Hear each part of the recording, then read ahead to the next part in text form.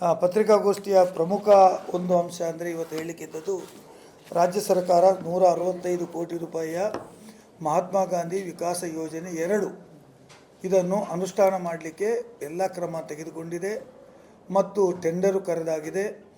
Work ಈಗಾಗಲೇ ಯಾರ್ಯಾರು ಅಂತ ಟೆಂಡರ್ನಲ್ಲಿ ವಹಿಸಿಕೊಂಡಿದ್ದಾರೆ.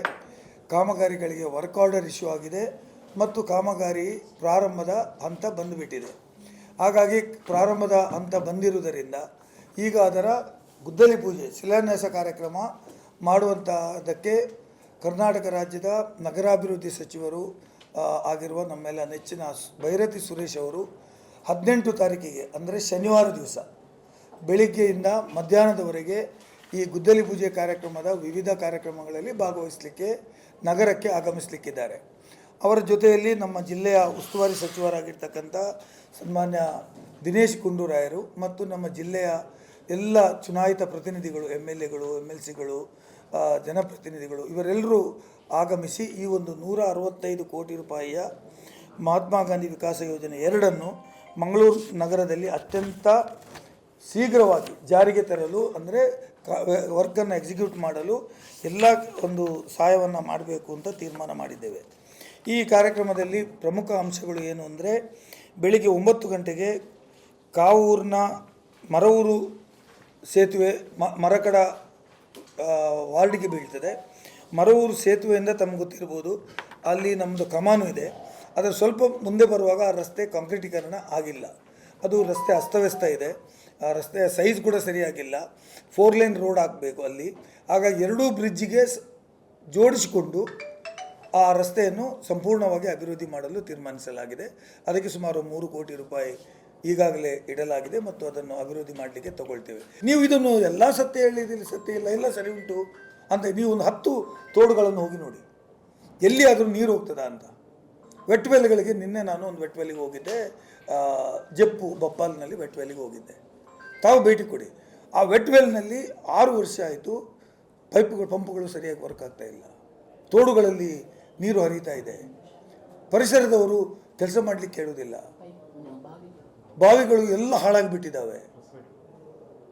ಅಂದರೆ ಪರಿಸ್ಥಿತಿ, ಇದನ್ನು ಒಪ್ಪಿಕೊಳ್ಳೋಣ.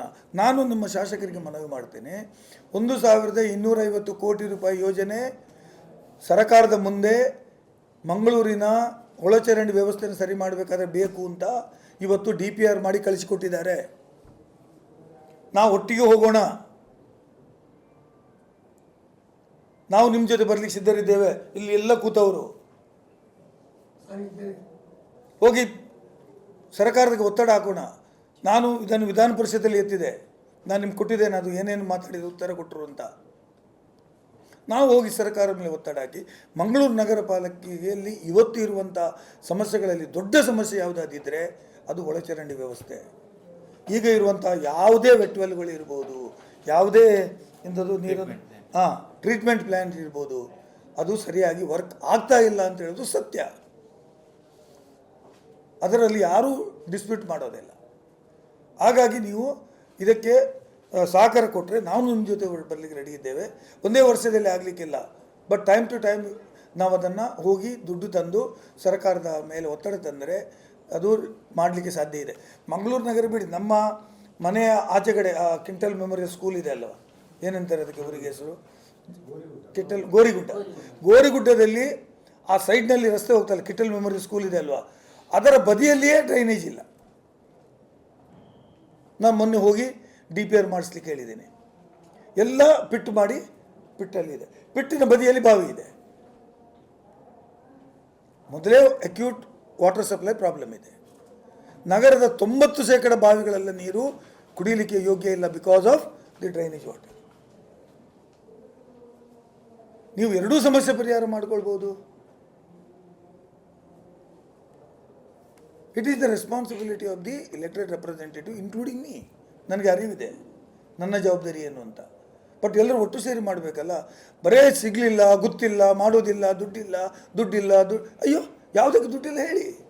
ಜಲಶ್ರೀ ಯೋಜನೆ ಯಾವಾಗದಿಂದ ನೀವು ಪೆಂಡಿಂಗ್ ಇಟ್ಕೊಂಡಿದ್ದೀರಿ? ಯಾವಾಗ ಆಗಬೇಕಾಗಿತ್ತು? 24x7 ವಾಟರ್ ಸಪ್ಲೈ ಮಾಡಬೇಕಾದ ಯೋಜನೆ 2024ಕ್ಕೆ ಬಿಟ್ಟು ಕೊಡಬೇಕಾಗಿತ್ತು. ಇವತ್ತು 2026 ಆಗಿದೆ. ಇನ್ನೂ ಅದನ್ನು ಯೋಜನೆಯ 30% ಕೆಲಸ ಆಗಲಿಲ್ಲ.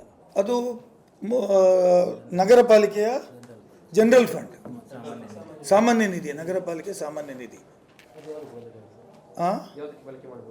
ಅದು ಎಲ್ಲ ಸಣ್ಣ ಸಣ್ಣ ರಸ್ತೆಗಳು,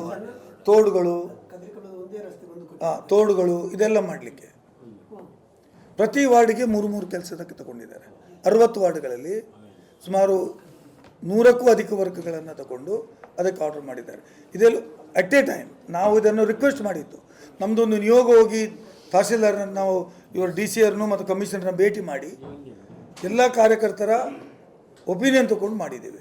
ಅದೇ ರೀತಿ ಸಣ್ಣ ನೀರಾವರಿಯಿಂದ ಕೆಲಸಗಳು ಆಗ್ತಾ ಇದೆ, ಬೇಕಾದಷ್ಟು ಕೆಲಸಗಳು ಆಗ್ತಾ ಇದೆ. ತೋಡುಗಳಾಗೋದು, ಬಿದ್ದಿದ್ದಕ್ಕಂಥದ್ದು ಕೆಲಸಗಳು ನಡೀತಾ ಇದೆ. ಎಲ್ಲ ಡಿಪಾರ್ಟ್ಮೆಂಟ್ ನಡೀತಾ ಇದೆ. ನಗರ ಪಾಲಿಕೆ ಇದು ನಮ್ಮ ಇಂಪ್ರೂವ್ಮೆಂಟ್ ಇನ್ ದಿ ಇದರಲ್ಲಿ ನಮ್ಮ ವೆನ್ಲಾಕ್ ಆಸ್ಪತ್ರೆಯಲ್ಲಿ ನಡೀತಾ ಇದೆ. OP ಬ್ಲಾಕ್ ಕೆಲಸಗಳು ನಡೀತಾ ಇವೆ. ಆಸ್ಪತ್ರೆಗಳ ಬಿಲ್ಡಿಂಗ್ಗಳು ನಡೀತಾ ಇವೆ. ವರ್ಕ್ ಸಾಕಷ್ಟು ನಡೀತದೆ. ಹಾಂ, ಹೌದು, ವಾಕಿಂಗ್ ಟ್ರ್ಯಾಕ್, ಸೈಕಲ್ ಟ್ರ್ಯಾಕ್ ಇದೆಯಲ್ಲ, ವಾಕಿಂಗ್ ಟ್ರ್ಯಾಕ್ ಅದು. ಇದು ಈಗ ಇರುವಂಥದ್ದು ತಮ್ಗೆ ಗೊತ್ತಿದೆ, ಅಲ್ಲಿ ಅಸ್ತವ್ಯಸ್ತ ಇದೆ. ಅದನ್ನು ಹೌದು, basically footpath improvement, utility ducks ನಿರ್ಮಾಣ, ಬಾಕ್ಸ್ ಚರಂಡಿ ನಿರ್ಮಾಣ ಹಾಗೂ ಕವರಿಂಗ್ ಸ್ಲ್ಯಾಬ್ಗಳ ಅಳವಡಿಕೆ ಅಂತ ಇದೆ. ಆ ಪೇಜಲ್ಲಿ ನಿಮ್ಮ 6 ಇದೆ ನೋಡಿ. ಅಂಥದ್ದು ಭಾಳಷ್ಟು ಕಡೆ ಮಾಡಿದ್ದೇವೆ. ಯಾಕಂದರೆ ಮತ್ತೆ ರಸ್ತೆ ಆಗಿ ಇದನ್ನು ನಿಲ್ಲಿಸಬೇಕು ಅಂತ. ಈ ರಸ್ತೆಯನ್ನು ಸೈಡ್ ಮಾಡಿ ಅದರಲ್ಲಿ ಸೈಡ್ನಲ್ಲಿ ಒಂದು ಓಪನ್ ಇಟ್ಬಿಟ್ಟು ಅದರಲ್ಲಿ ನೀವು ಏನು ಚರಂಡಿಯಲ್ಲಿ ಮುಂದಕ್ಕೆ ವೈರ್ ಕೊಂಡು ಹೋಗೋದಾಗಿರ್ಬೋದು, ಎಲೆಕ್ಟ್ರಿಕ್ ವೈರ್ ಇರ್ಬೋದು, ಟೆಲಿಫೋನ್ ವೈರ್ಸ್ ಇರ್ಬೋದು, ಅದಕ್ಕೆಲ್ಲ ಡಕ್ ಮಾಡಿ ಅದನ್ನು ಬಿಟ್ಟುಬಿಡಬೇಕು ಅಂತ ಹೇಳಿದ್ದೇವೆ.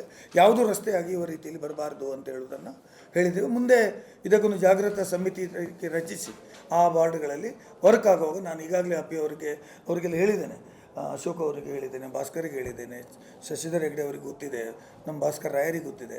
ಎಲ್ಲ ಕಡೆ ಒಂದೊಂದು ಸಮಿತಿಗಳನ್ನು ಮಾಡಿ ವರ್ಕ್ಗಳು ನಡೆಯುವಾಗ ಅವ್ರ ಜೊತೆ ಸಂಧಾನ ಮಾಡಿ ಈ ರೀತಿ ಎಲ್ಲ ಮಾಡಬೇಕು ಅಂತ ಹೇಳೋದು.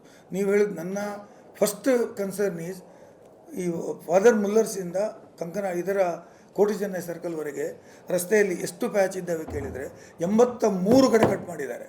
83 ಟೈಮ್ ಈಚ್ ಕಟ್ಟಿಂಗ್ ಆ್ಯಂಡ್ ಕ್ಲೋಸಿಂಗಿಗೆ 1 ಲಕ್ಷ ರೂಪಾಯಿ ಅಂತೆ ಅದರ ರೇಟ್, ಫಿಕ್ಸ್ಡ್ ರೇಟ್. ಯಾವಾಗಲೂ ಫಾದರ್ ಮುಲ್ಲರ್ಸಿನ ಸ್ವಲ್ಪ ಮುಂದೆ ಬಂದ ಮೇಲೆ ಯಾವಾಗಲೂ ರಸ್ತೆಯಲ್ಲಿ ನೀರು ಇದ್ದೇ ಇದೆ. ಸೊ ಅದೆಲ್ಲ ಚೇಂಜ್ ಮಾಡಬೇಕಾದ್ರೆ they say we need some more funds ಅಂತ ಅವರು ಕೇಳ್ತಾರೆ. ಈಗ ನಾವು ಪಂಪೆಲ್ ಸರ್ಕಲ್ನಿಂದ ಕೆಳಗೆ ಹೋಗುವ ರಸ್ತೆ ತಾವು ನೋಡ್ತಾ ಇದ್ದೀರಿ, ಇಂಪ್ರೂವ್ಮೆಂಟ್ ಆಗ್ತಾ ಇದೆ. ಅದರಲ್ಲಿ ಮೇಜರ್ ಪೈಪ್ಸ್ ಇರ್ತಕ್ಕಂಥದ್ದು ಎಲ್ಲ ಪೈಪ್ಸ್ಗಳನ್ನು ಚೇಂಜ್ ಮಾಡದೆ ಆ ರಸ್ತೆ ಕಾಮಗಾರಿ ಮಾಡಬಾರ್ದು ಅಂತ ನಾವು ಷರತ್ತಾಗಿ ಇವತ್ತು ಆಗ್ತಾ ಇದೆ. ಎಲ್ಲೆಲ್ಲಿ ಪೈಪ್ ಇಲ್ಲ ಅಲ್ಲಿ ಕಾಂಕ್ರೀಟ್ ಹಾಕಿದ್ದಾರೆ, ಎಲ್ಲೆಲ್ಲಿ ಹಾಕಿದ್ದಾರೆ ಡ್ರೈನೇಜ್ ಇದು ಫಸ್ಟ್ ವರ್ಕ್ ಮಾಡಿದ್ದು ಅಲ್ಲಿ ಡ್ರೈನೇಜ್ ಇದು.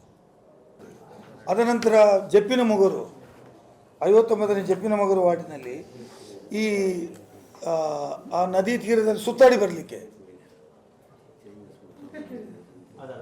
ಜಪ್ಪಿನಮೊಗರು ವಾರ್ಡ್ನಲ್ಲಿ ಕೆಳಗೆ ಹೋಗ್ತದೆ ನೋಡಿ, ಆ ಬ್ರಿಡ್ಜಿನ ಆದ ಕೂಡಲೇ ಕೆಳಗೆ ರಸ್ತೆ ಹೋಗ್ತದೆ.